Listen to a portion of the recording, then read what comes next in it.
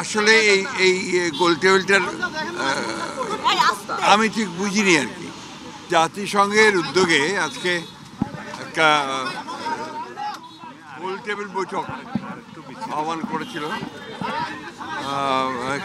এখানে রাজনৈতিক দলের কয়েকজন নেতা ছিলেন, খুব সিলেক্টেড দেখলাম।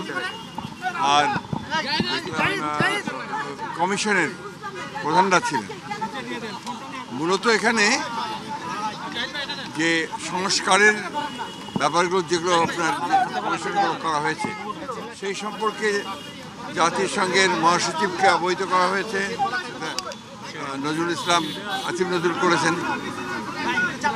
আমরা আমাদের বক্তব্যের মধ্যে যে কথা আমরা বলে আসছি সে একই কথা বলেছি আমরা, যে সংস্কার তো অবশ্যই করতে, আমরা তো সংস্কারের কথা সবার আগে বলেছি। সেই সংস্কারটা অবশ্যই করতে হবে, কিন্তু সেই সংস্কারটা যত দ্রুত করা যায়, আমরা যেটা বলেছি আমরা মূলত যে নির্বাচন কেন্দ্রিক যে বিষয়গুলো আছে সেগুলো করে ফেলা এবং তার দ্রুত ইলেকশন করা এবং একটা পার্লামেন্টের মাধ্যমে বাকি বিষয়গুলোকে আপনার করতে হবে। এটা একটা চলমান প্রক্রিয়া, সেই বিষয়গুলো আমরা বলে এসছি।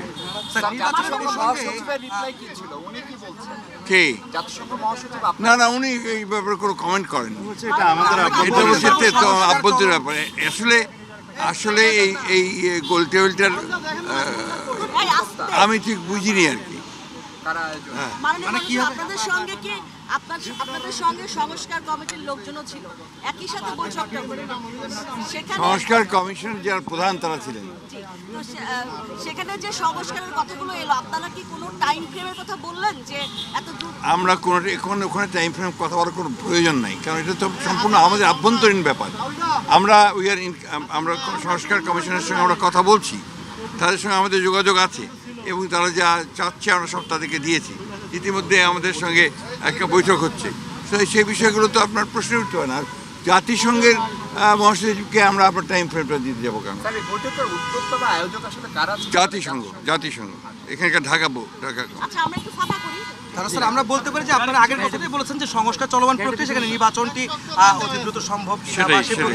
সেটাই জাতিসংঘের তরফ থেকে বলা হয়েছে এটা বাংলাদেশের অভ্যন্তরীণ ব্যাপার, আপনারা বসে রিফর্মস কি নেবেন সেটা ঠিক করেন এবং ইলেকশন যা হবে সেটা বাংলাদেশের মানুষ সেটাই।